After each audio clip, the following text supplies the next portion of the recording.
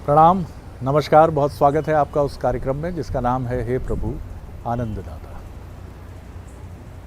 आपके स्क्रीन के निचले हिस्से पे जो नंबर है उस पर अपनी रिएक्शंस, प्रतिक्रियाएं हमको ज़रूर भेजें। और हमारा ये व्हाट्सएप नंबर है 7009694440 7009694440। आज इस कार्यक्रम में जिस विषय पर हम बात कर रहे हैं वो विषय समझने में भी थोड़ा सा दार्शनिक वृत्ति का है, या काफ़ी अधिक भी आप कह सकते हैं। मैंने ही जब इस विषय के बारे में चिंतन किया तो एकदम से कोई बहुत स्पष्ट दृश्य मेरे सामने भी नहीं आया। अनुभव यानी एक्सपीरियंस हम सबका रहता है। अनुभूति इसी से जुड़ा एक शब्द है। अब ये मैं भी ठिठका इसको लेकर कि मुझे दुख का अनुभव हुआ या दुख की अनुभूति हुई, तो क्या अनुभव का इंटेंस फॉर्म, बहुत सघन स्वरूप है अनुभूति? दुख का अनुभव, सुख का अनुभव, छल का अनुभव, कपट का अनुभव करने का भी और इसका विक्टिम होने का भी हम सभी के साथ रहता है। लेकिन अनुभूति क्या अच्छी और बुरी भी होती है? क्या किसी का बुरा करने के बाद भी कोई अनुभूति उत्पन्न होती है मन में, जो हम शेक्सपियर के पूरे साहित्य में देखते हैं, जिसमें गिल्ट कहा जाता है, अपराध बोध। कि एक व्यक्ति जिसने, शेक्सपियर की मैं बात कर रहा हूँ, जिसने किसी का खून किया है और उसे हमेशा उसके अचेतन में ये लगता है और वो बार बार अपना हाथ धुलता रहता है। जब उसके मित्र संगी साथी पूछते हैं तो वो कहता है, तुम्हें नहीं दिखता? मुझे तो लगा था मेरे हाथ में कुछ लगा है, लाल लाल खून जैसा। ये शायद गिल्ट की बहुत गहरी अनुभूति है। कुछ लोग गिल्ट के बोझ तले इतने दब जाते हैं कि उनका जीवन ही नष्ट हो जाता है, जिसको आप कहते हैं अवसाद में है ये व्यक्ति, डिप्रेशन में। अनुभूति आनंद की भी होती है। कुछ लोग कैसा भी समय और परिस्थितियां हों, वो उसी अनुभूति में डूबते हुए या डूबे हुए नजर आते हैं। लेकिन अनुभव और अनुभूति का ये सफ़र, अनुभव क्या थोड़ा उथला फॉर्म है, एक्सपीरियंस जो है, और अनुभूति एक गहन फॉर्म है। हम ये क्यों नहीं कहते कि भक्ति का अनुभव ले लिया, भक्ति की या ईश्वर की अनुभूति हुई है? मतलब ये इंटेंस फॉर्म तो है। इतना तो मैं अपनी अल्प बुद्धि से इसको समझ पाया हूँ। लेकिन अनुभव अगर अनुभूति नहीं बनता है तो क्या हम उथले ही रह जाते हैं? इस संसार में अनुभव तो हम बहुत सारे लेते हैं, नौकरी का, विवाह का, पिता या माता बनने का, और भी तमाम तरह के काम करने का। लेकिन कितने कार्य हमारे ऐसे हैं जो अनुभव से आकर अनुभूति तक पहुंचते हैं, और कितने ऐसे लोग हैं जो सिर्फ अनुभव लेकर ही विदा हो जाते हैं संसार से। बड़ा दिलचस्प है सर। अब तो सिरा पकड़ में आ गया कह सकता हूँ मैं आपको। देखिए, कई बार अल्प ज्ञानी भी जो है, अगर थोड़ा आगे सफ़र तय करता है तो ठीक समझने की कोशिश करता है। लेकिन इस पर मुहर लगाएंगे हमारे विद्वान वक्ता, भगवत गीता के अध्येता, मानस मर्मज्ञ प्रोफेसर डॉक्टर सुरेंद्र बिहारी गोस्वामी। प्रणाम कर रहा हूँ गोस्वामी। विषय जी, आप शरद जी बोलते बोलते समस्या से समाधान की दिशा में पड़ जाते हैं। जी जी। मुझे अंग्रेजी का एक कोटेशन याद आ रहा है, मैं उसे कहना चाहूँगा। Once a day a person come to the street and told, I can solve all the problem. Here problem, where problem, your problem, all problem, problems and problems. And I can solve all those problems. But what can I do when I have some problem? And I think so my name is a problem. वो बड़े सुंदर ढंग से कहता है कि मैं संसार की सारी समस्याओं का समाधान कर सकता हूँ, यहाँ की, वहाँ की, तुम्हारी, हमारी, सब। लेकिन क्या करूँ, मेरे पास भी समस्या है। तो इसीलिए शायद मेरा नाम समस्या है, क्योंकि समस्या से विरक्त कुछ नहीं हो सकता। तो समस्या के अंदर ही समाधान होता है विद्यमान। लेकिन हम समस्या की गूढ़ता को नहीं समझते। हर प्रश्न में उसका उत्तर सन्निहित होता है। अभी आपके उच्चारण से बड़ा सुंदर अर्थ निकल कर आया है। अनुभव लिया जाता है, अनुभव लिया भी जा सकता है, सुना भी जा सकता है, लेकिन अनुभूति केवल किए जाने का विषय है। अर्थात आप किसी से अनुभव उसका सुन सकते हैं, वो आपको अपना अनुभव बता सकता है, आप भी अनुभव कर सकते हैं, लेकिन अनुभूति किया ही जाता है। जो आप अंतर्चित्त में महसूस करते हैं उस अनुभव के आधार पर, या अनुभव के विरक्त भी जो महसूस करते हैं, वो अनुभूति हो जाती है। और उसी अनुभूति को कई बार जब आप व्यक्त करते हैं तो वो अनुभव कहलाता है उस व्यक्ति के लिए जिसने उसकी अनुभूति नहीं की है अभी, उस अनुभूति से जो वंचित है अभी, तो वो अनुभव श्रवण कर सकता है। अब अनुभव के अलग अलग अर्थ हैं। यदि हम इसकी शाब्दिक मीमांसा करें तो दो बड़े पृथक शाब्दिक मीमांसा आते हैं।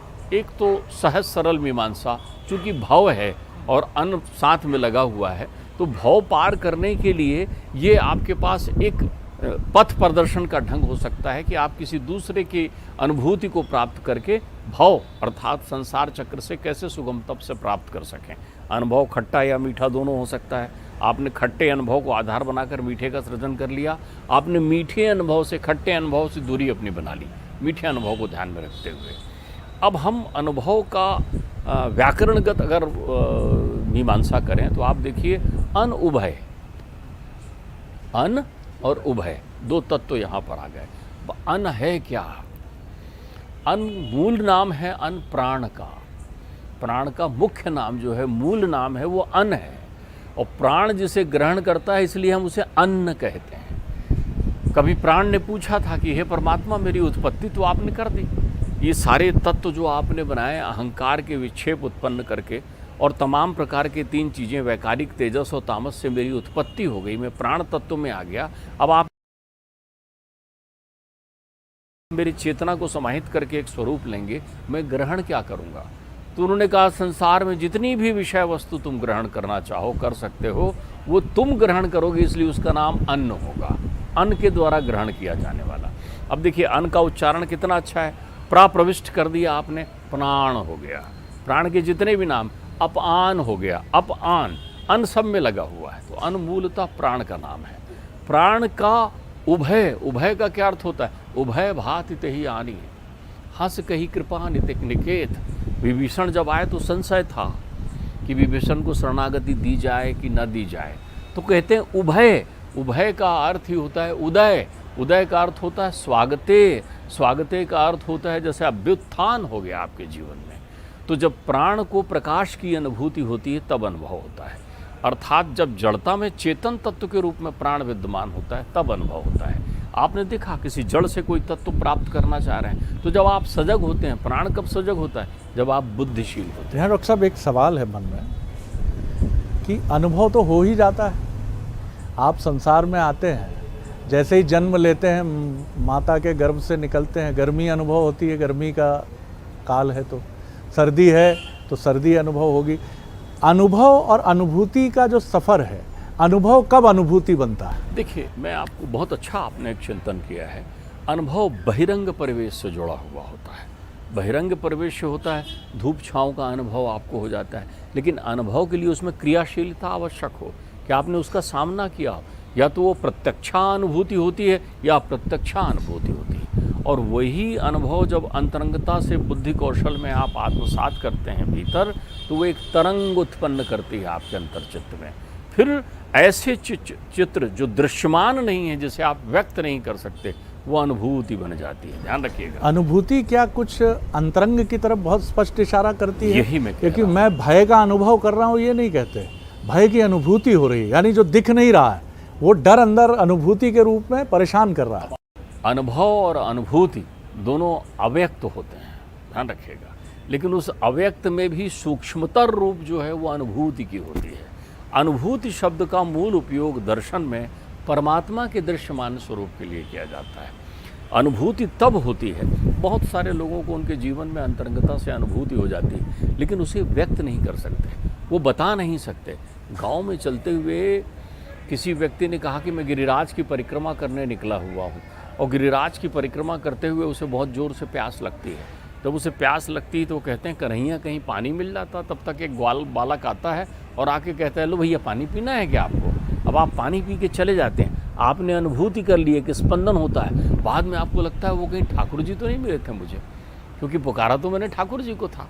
आप देखिए अनुभूति की विषय वस्तु। मैं आपको एक बहुत सुंदर अपने जीवन में घटित घटना जिसे आप अनुभूति कह सकते हैं, अनुभव पर आधारित। अनुभव श्रवण करते हैं, आप देखते हैं लोगों ने कहा आप जब भी उन्हें पुकारें, जब भी कष्ट में हो, आप देखना अगर आप ऐसा कर देते हैं तो आपके कष्ट का निवारण हो जाएगा। ये उनका अनुभव सुनते हैं। अब उसको आत्मसात करना जैसे ही आप शुरू करते हैं, अंतरंगता से ग्रहण कर लेते हैं, विश्वास शास्त्रित होकर, तो अनुभूति बन जाती है। मैं अपने जीवन की एक घटना जिसे मैं यहाँ आपको व्यक्त करना चाहता हूँ, उस घटना से अब तक अपने आप को जब भी मैं कभी बेचैन होता हूँ तो उसको ध्यान करके मुझे लग जाता है हाँ, ईश्वरी सत्ता कहीं तो थी।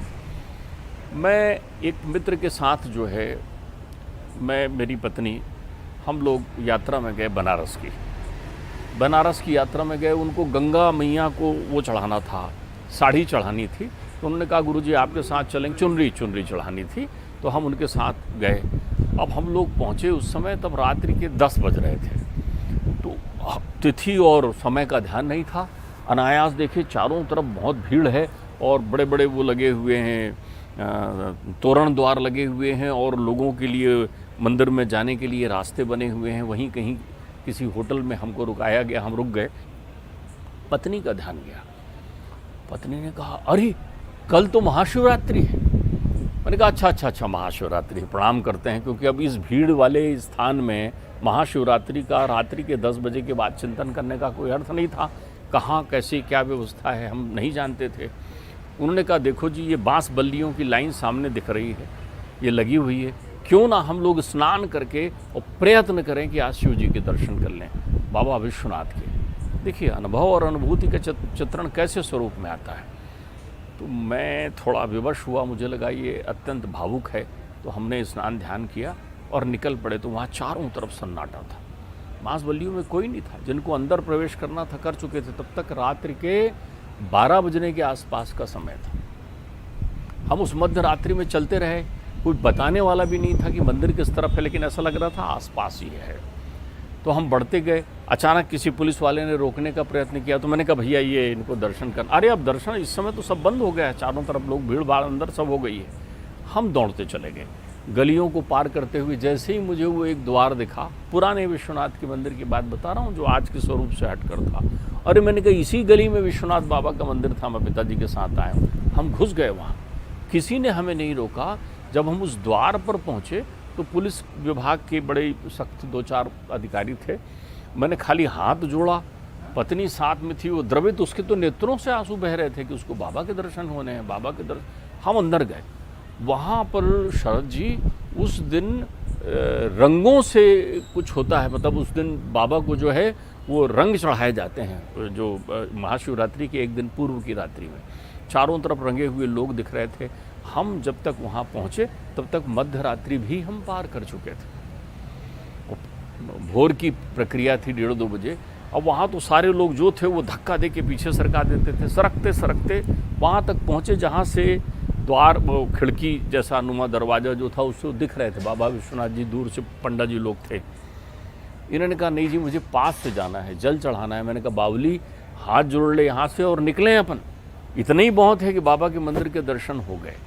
आप देखिए, उसने कहा नहीं, बाबा मुझे दर्शन जरूर कराएंगे, बाबा मुझे दर्शन। अब वो बगल में खड़ी बस यही बुदबुदा रही थी, बाबा मुझे दर्शन जरूर कराएंगे। जो निकले उनसे कहे भैया हमें, सब धक्का देते जा रहे थे। अचानक श्रीमती जी ने मेरा हाथ खींचा, चलो ये बुला रहे हैं।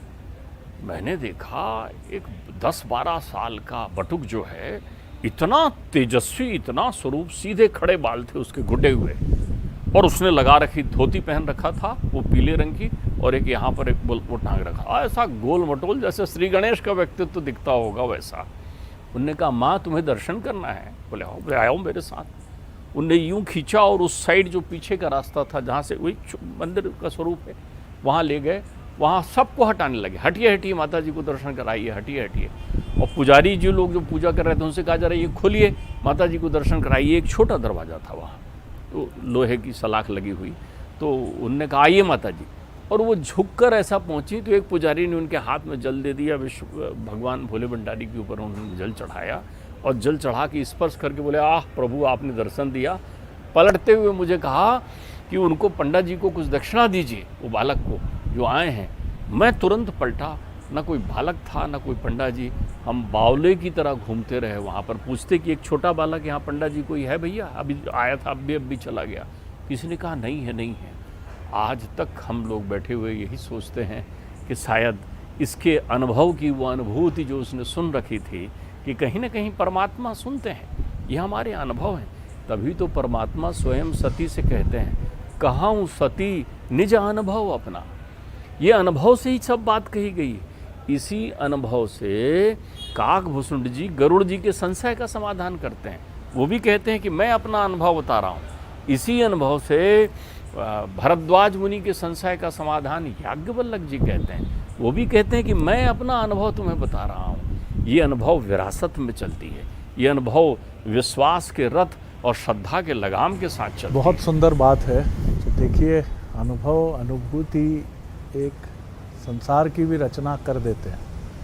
बहुत सारे लोग इसको अपने अपने दृष्टिकोण से देखेंगे, जो उनका अधिकार है। कुछ लोग इसको ये भी मानेंगे कि ये एक भ्रम है, इल्यूजन है, ये भी उनका अधिकार है। और बहुत सारे लोग अपने ऐसे अनुभवों को इस समय डॉक्टर गोस्वामी के साथ जोड़ रहे होंगे, क्योंकि इस तरह के अनुभव अचानक घट जाते हैं। आप उसको संयोग मानकर किसी चमत्कार से नहीं जोड़ते हैं, जोड़ना भी नहीं चाहिए। लेकिन ये कितनी अद्भुत घटना है कि एक भक्त की तड़प ईश्वर दर्शन की कैसे पूरी हो जाती है। वो बालक प्रकट होता है और मंदिर तक ले जाता है और गर्भगृह से दर्शन कराता है, और फिर आप देखते हैं तो मिलता नहीं है। हो सकता है बालक रहा हो, कहीं भीड़ में गुम हो गया हो, लेकिन ये सब कुछ बड़ा रहस्य लोक है अनुभव का। अनुभव से अनुभूति की यात्रा क्या एक बहुत बहुत गहरा एक भाव जो हमारे मन में पैदा होता है, तब अनुभव अनुभूति बनता है। अनुभव से यदि आप सीख ले लेते हैं तो अनुभूति के पथ पर चल सकते हैं। देखिए, अनुभव आपका निजी भी हो सकता है, अनुभव आप सुनी समझी प्रक्रियाओं के अंतर्गत भी हो सकता है कि आपने विश्वास किया उनके अनुभव पर। अनुभव खट्टा भी हो सकता है, अनुभव मीठा भी हो सकता है। अनुभव किसी प्रक्रिया का विश्वासाश्रित संबंधों में अक्सर अनुभव काम आता है। कई बार ऐसा होता है कि आज घर के युवा जो हैं वो कहते हैं नहीं मैं ये करूँगा, और पिता रोक देते हैं, नहीं नहीं तुम ऐसा नहीं करो, असफल हो जाओगे। तो वो पिता से कहते हैं कि आप थोड़ी सफल हुए थे जो मुझे बता रहे हो।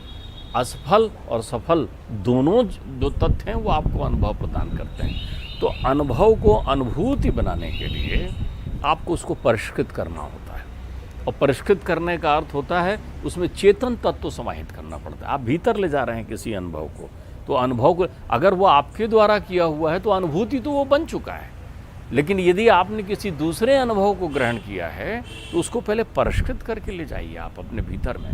क्योंकि ध्यान रखिए, अनुभव का सबसे सुंदर माध्यम हमारे यहाँ बनाया गया है, उसको आप अनुभव का मंदिर भी कह सकते हैं। वो है गुरुद्वारा, गुरु का घर, गुरु का सत्संग। गुरु जो भी प्रक्रियाएं आपको व्यक्त करते हैं वो अपनी अनुभूति में व्यक्त करते हैं। ध्यान रखिएगा, गुरु अपनी गूढ़ता जब प्रकट करते हैं तो अनुभूति में प्रकट करते हैं। तो अनुभूति और अनुभव दोनों ही तत्व जो है निर्मल होने चाहिए। आप किसी के उस अनुभव का लाभ मत लीजिए। जैसे अनुभव तो चोरी का भी होता है, अनुभव तो बेईमानी का भी होता है, लेकिन बेईमानी करने का अनुभव लेना अनुभूति की विषय वस्तु नहीं हो सकती।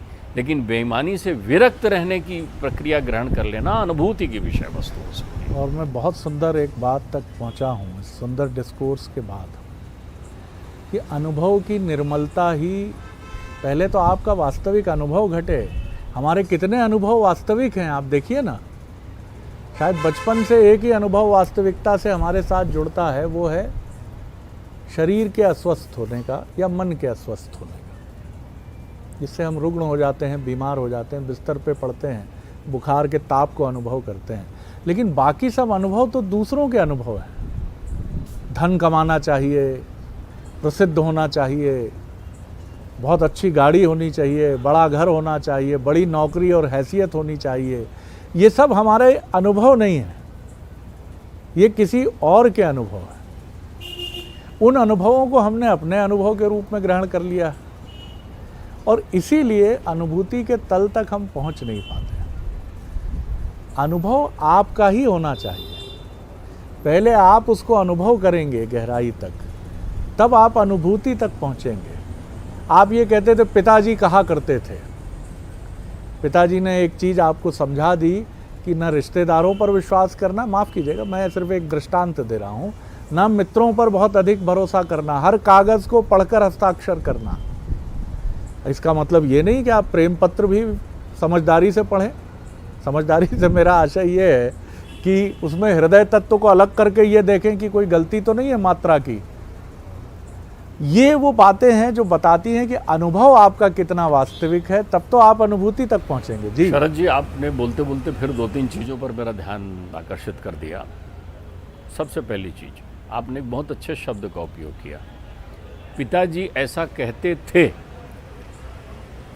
थे पर आपका ध्यान यदि जा रहा है तो आप अनुभूति के लिए संघर्ष करेंगे, और जब वो हैं अर्थात वो अपना बता रहे हैं और उसको आप आत्मसात कर लेते हैं तो अनुभूति आपके लिए सहज प्रक्रिया हो जाएगी। आप ध्यान रखिएगा।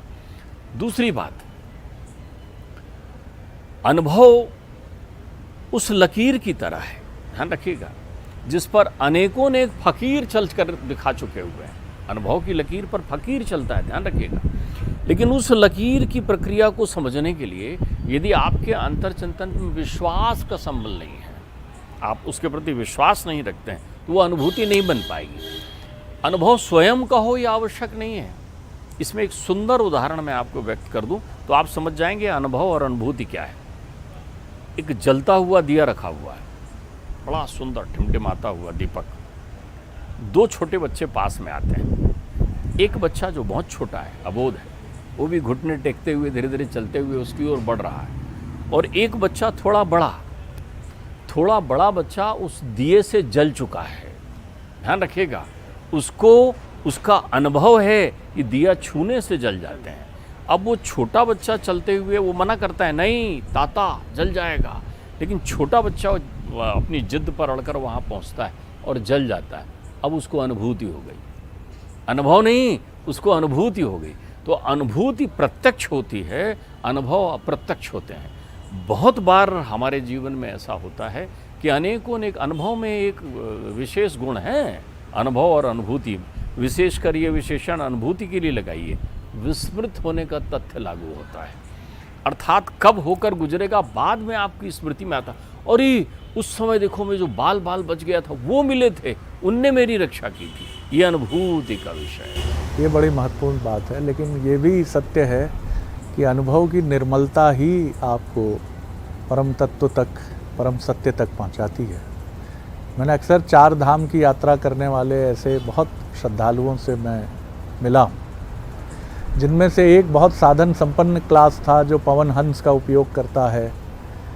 पवन हंस के पहले तक वातानुकूलित शानदार सज्जित गाड़ियों से पहुंचता है, और उसके बाद भी केदारनाथ, बद्रीनाथ, यमुनोत्री, गंगोत्री से आने के बाद भी चिंतित दिखता है। कैसा रहा? अच्छा रहा, बहुत अच्छा रहा, बादल नहीं थे, हमारा हेलीकॉप्टर ठीक से लैंड कर गया था, ठीक से वापस आ गए थे।